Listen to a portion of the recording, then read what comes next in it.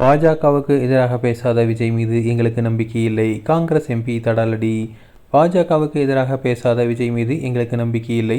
அதே நேரத்தில் தாவேகாவுக்குள் பாஜக நுழைந்துவிடக்கூடாது என்பதற்காக நாங்கள் ஆதரவு தெரிவித்துள்ளோம் என்று திருச்சியின் காங்கிரஸ் எம்பி கிறிஸ்டோபர் திலக் கூறியுள்ளார். திருச்சியை சேர்ந்த காங்கிரஸ் மாநிலங்களவை உறுப்பினரும் அகில இந்திய காங்கிரஸ் கமிட்டி செயலாளருமான கிறிஸ்டோபர் திலக் திருச்சி விமான நிலையத்தில் செய்தியாளர்களிடம் பேசினார். அப்போது தமிழகத்தின் புதிய அரசு அமைவதில் அடுத்த 2 நாட்களில் ஒரு தெளிவு பிறக்கும். அடுத்த 10 நாட்களுக்கு புதிய அரசு பொறுப்பேற்கும் எனவும் நம்புகிறேன். தாவேகாவிற்கு 35% வாக்குகளும் திமுகவிற்கு 30% வாக்குகளும் கிடைத்துள்ளது. இது பாஜகவுக்கு எதிரான மக்களின் நிலையை காட்டுகிறது. பாஜக தமிழகத்தில் கால் ஊன்றக்கூடாது என்ற நோக்கில் மக்கள் வாக்களித்துள்ளனர். மதச்சார்பின்மையை பாதுகாக்கும் அரசு அமைய வேண்டும் என்பதற்காக காங்கிரஸ் கட்சி தனது ஆதரவை தாவேகாவுக்கு வழங்கியுள்ளது. பாஜக காலூன்ற இடம் கொடுத்துவிடக்கூடாது என்பதற்காகத்தான் காங்கிரஸ் கட்சி இந்த முடிவை எடுத்துள்ளது. காங்கிரஸ் சேர்ந்ததால் தாவேகாவுக்குள் பாஜக நுழைய முடியாது. பாஜகவை எதிர்த்து ஏன் விஜய் பேசவில்லை என்று நீங்கள் அவரிடம்தான் கேட்க வேண்டும் என தெரிவித்துள்ளார்.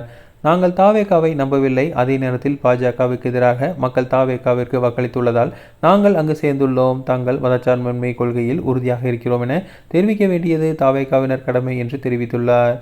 ராகுல் காந்தி அடிப்படை நோக்கம் பாஜகவின் நகர்வுக்கு முன் நாம் முந்திக் கொள்ள வேண்டும் என்பதுதான். தமிழ்நாட்டை பாஜக சின்னபின்னமாக்கிவிடும் என்று எதிர்பார்த்து கொண்டிருக்கிறார்கள். அதற்கவே நாங்கள் தாவேகாவிற்கு ஆதரவு தெரிவித்துள்ளோம் என தெரிவித்துள்ளார். அதை சரியாக பயன்படுத்த வேண்டியது தாவேகாவின் கடமை. கடந்த நாடாளுமன்ற தேர்தலில் கூட்டணி கட்சி வாக்குகள் மூலமாகத்தான் காவில் 39 நாடாளுமன்ற உறுப்பினர்கள் வெற்றி பெற்றார்கள். அதுபோல நடந்து முடிந்த சட்டப்பேரவை தேர்தலிலும் உதயநிதி ஸ்டாலின் உள்ளிட்ட வெற்றி பெற்ற அனைவருக்கும் கூட்டணி கட்சி வாக்குகள் மூலமாகத்தான் வெற்றி பெற்றுள்ளார்கள். ஆளும் கட்சியாக இருந்து தேர்தலை சந்தித்த திமுக வேட்பாளர்கள் பெருமளவில் பணம் செலவழித்துதான் தேர்தலில் போட்டியிட்டார்கள். ஆனால் விஜய் கட்சியில் உள்ளவர்கள் பெரும் செலவு செய்து போட்டியிடவில்லை. ஒரு சிலரை தவிர விசில் சின்னத்தில் போட்டியிட்ட வேட்பாளர்கள் யார் என்பது கூட மக்களுக்கு தெரியாது. ஆனாலும் அவர்கள் வெற்றி பெற்றுவிட்டார்கள். இதனால் செலவு செய்த பணத்தை திரும்ப எடுக்க வேண்டிய நிலை அவர்களுக்கு இல்லை. எனவே இது ஊழலுக்கு வழிவகுக்காது. அதேபோல ஆளும் கட்சியாக இல்லாத காங்கிரஸ் கட்சி வேட்பாளர்களும் பொருள் செலவு செய்யாமல் வெற்றி பெற்றிருக்கிறார்கள். தமிழகத்தில் பாஜக காலூன்றி விடக்கூடாது என்பதற்காக தான் ஸ்டாலின் கடந்த 5 ஆண்டுகளாக அரசியல் செய்தார்.